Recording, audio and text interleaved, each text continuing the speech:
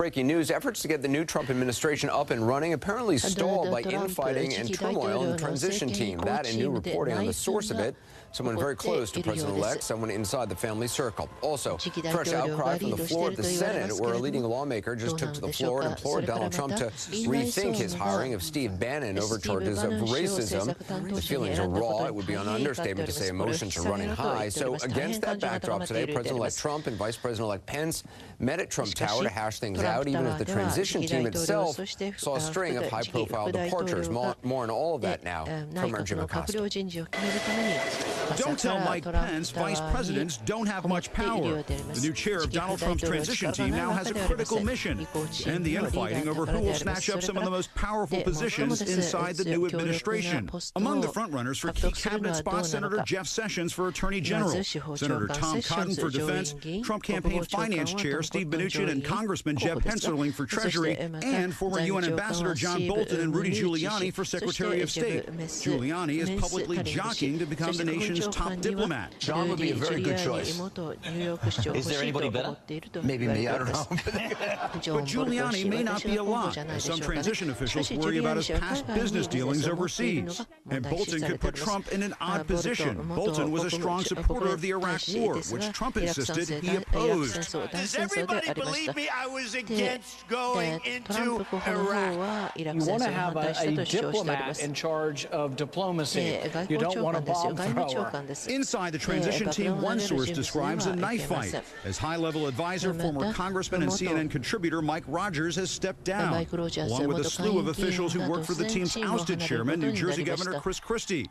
One former Bush administration official tweeted after his own exchange with the Trump transition team that applicants should stay away. They're angry, arrogant, screaming, "You lost. Will be ugly." Sources say Christie may be blocked from the cabinet altogether, and Trump surrogate Dr. Ben Carson says he's also out. I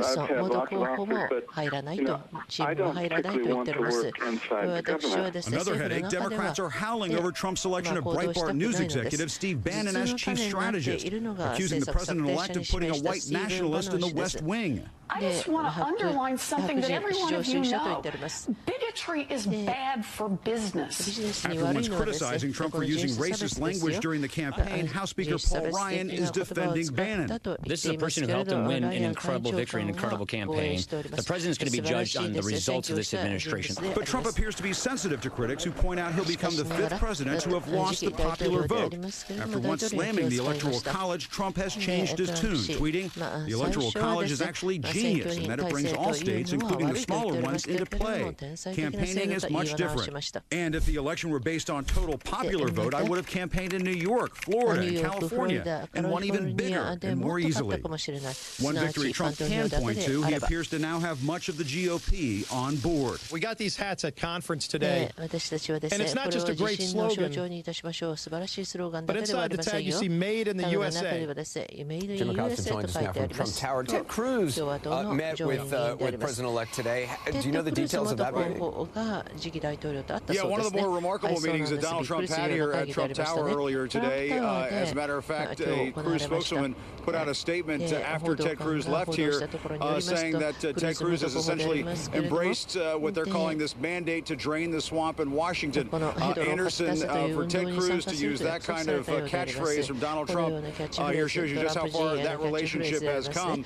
And I should point out there's a little bit of late-breaking news. Earlier today we were reporting that the transition process from the Obama administration to the new Trump administration had frozen because the White House did not have the proper signature on key transition documents. They had Chris Christie's signature on those documents. I'm now told by a White House official that yes, Mike Pence has signed those documents, and so now that process, which was frozen earlier today, can start moving forward again. All right, Jim, one piece of good news for this new administration. All right, Jim, things are moving. Thanks very much. Digging deeper, we got new information from several sources on who's behind the friction inside the transition efforts. And Phil Mattingly joins us with the latest on that. What are you learning, Phil?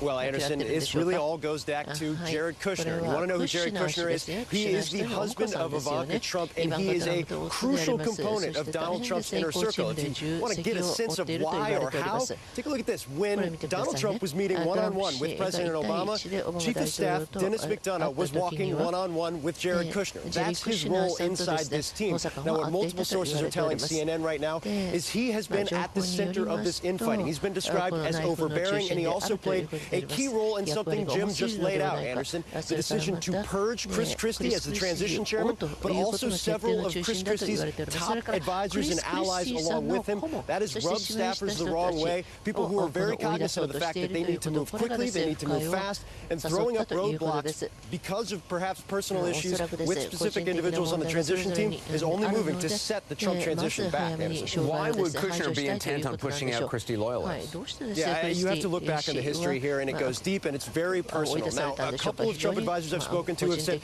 look, part of the reason this happened was because Donald Trump himself was not happy with the progress of the transition team. But if you look at the history between Jared Kushner and Chris Christie, as the U.S. Attorney for New Jersey, prosecuted Jared Kushner's father back in 2004, sentenced him, arranged a sentence to 2 years in prison for his father. Now, throughout the course of this campaign, obviously Chris Christie, one of the biggest early endorsements for Donald Trump, he and Jared Kushner have had to work side by side. You talk to advisors and they said, look, they managed it. It wasn't always comfortable. It was often awkward, but they managed a way to do it. Now it appears Jared Kushner was finally in a position, whether because of performance or other reasons, to push Chris Christie out. He has done just that, and a lot of his closest allies have gone with him, Anderson. All right, Phil Mattingly. Phil, thanks very much. More now on Rudy Giuliani's potential foreign business entanglements. You'll remember during the campaign, he was especially critical of Hillary Clinton in this regard, specifically her ties to the Clinton Foundation, her tenure at the State Department.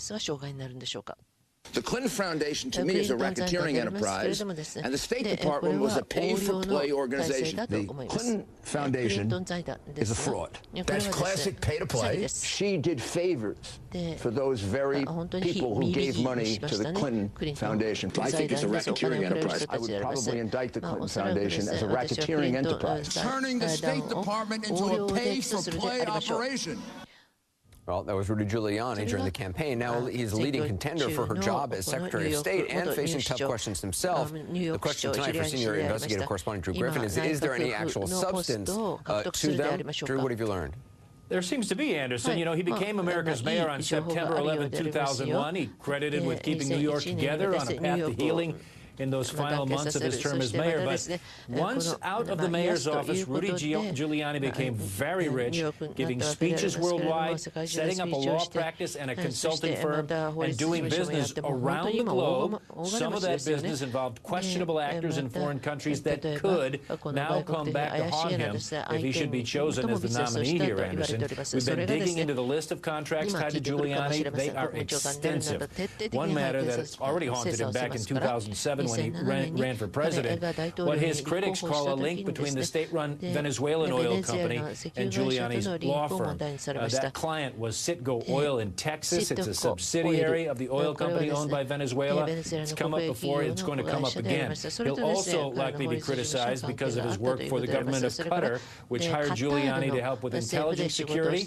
His former law firm also had offices in the United Arab Emirates, worked on financial deals for Middle Eastern nations like Saudi Arabia, Bahrain, Oman. Giuliani's law firm, Anderson, was massive. Hundreds of attorneys employed across the U.S. and the world.